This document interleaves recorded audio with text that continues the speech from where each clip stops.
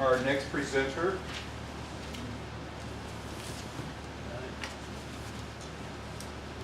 It's Guy. He needs a couple minutes to set up here. And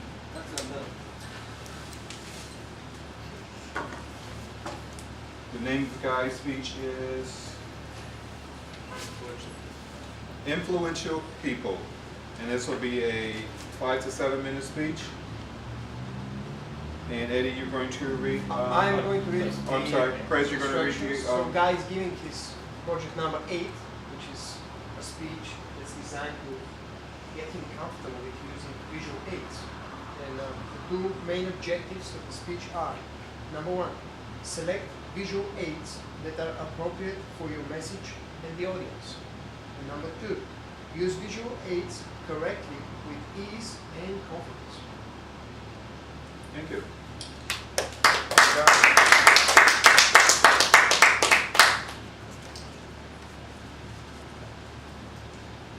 I'd like to talk about influential people. The reason is that I want to be an influential person one day. And I think many of us want to be influential, or we look up to influential people, we want to be like them, we want to emulate them. We want to say, oh, how does he do that? I want to do that as well. They're usually successful, they usually do good in the world. So real quick, who's this guy over here? Does anyone know? This guy over here on the right. Say that again, Tim? Mahler? Mahler, that's right. Gustav Mahler, composer and conductor. So, the influential people I'm going to talk about are two people that made the Time 100, every year Time has a 100 most influential people's list. And these two people made the list this year and last year. Now these people, the way I chose them, from their country of origin. They're from, These people are leaders, they're heroes, thinkers, and artists, which means they come from all walks of life, they can come from all kinds of disciplines, and they are usually very prominent. Now these people that I chose are people from Israel, that's where I'm from. Israel is this tiny little red thing in the middle, and being from there, I feel that I'm an ambassador. I feel that I want to represent Israel. So I think that Israel is misrepresented in the media and in general, so I want to balance that out with some good things that happen. So, the first person is Shai Agassi. Shai Agassi is a young entrepreneur, businessman, who has a very big vision for the world. He wants to tackle a very big problem, and that is our addiction to oil. You see, oil, as we know, runs everything in the world, and it's very prominent. His vision, he wants to eliminate use of oil in the car region, or have cars run on electric and not on oil. So as we know, cars are a big pollutant.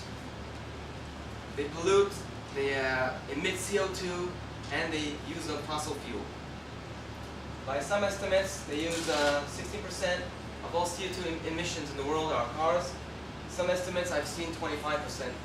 And that keeps rising because people keep buying more cars, and industrial nations or developing nations like Brazil, India, China keep getting more cars because they get more money. And so his vision is to eliminate that and go 100% electric. He formed a company called Better Place. It's a startup, and he was able to raise $300 million in 3 years. And I'm sure Stefania, if she was here, she would be impressed with that. And his goal is to actually, well, I can hear some of you saying, wait, electrical still, you have to generate that electricity from somewhere that's usually coal, so where's the green in that? But he wants to offset that, have a zero carbon, zero emissions car by matching up cars with sources of energy. For example, in Denmark, he wants to match up windmills with cars. In Israel, it's solar, because we have a lot of sun there. And he has a whole system. It's not only the car.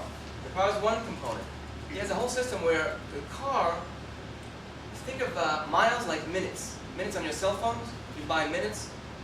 Here he proposes buying miles, and having you buy a certain amount of miles, and that's what you pay for. You don't pay for the battery, you pay for the miles. And he has the whole infrastructure of, he has charging posts. He has this thing here, charge point. It looks like a car wash. You go in, an automatic arm comes up, swaps out your battery, comes down. You're out of there in like 4 minutes. So it's supposedly shorter than a gas station, and takes less time. And he says 120 miles per charge, which is what most people drive, or less. It's more than what most people drive in a day. And so that's his vision. He has he's got Nissan Renault to make his cars, and he has experiments going on in Denmark, Japan, Israel, and San Francisco. By the way, he's also a very good speaker, and if you know TED.com, it's a website with a lot of speakers, very interesting topics. You can go and Google him. He has a 20-minute speech about his vision, very interesting. The next person is Dr. Edna Foa. She's a clinical psychologist, and she is helping the world by by helping with one of the great tragedies of humankind, and that is PTSD, post-traumatic stress disorder. If anything, what it means is anything that is traumatic to a person, violence, abuse, and mostly war, can cause a person to be in anxiety and not function in the world. And she's battling this very successfully.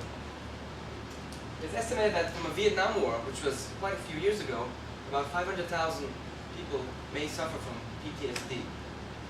And it hurts their life quality. Later, 300,000 for Iraq and Afghanistan. So this is a lot of people. And what she does is something she calls prolonged exposure, where she evokes the memories that trigger the events. So everyone is different, but certain sounds or sights trigger some fear in people. See, she gently evokes that, and I'm not sure how, but somehow that is able to lessen the fear. And within 12 weeks, there's already improvement. So much so that this is a cool picture, I thought. So much so that the Department of Veteran Affairs and the military here in America are using her protocol to great success. So she's making an actual change in the world.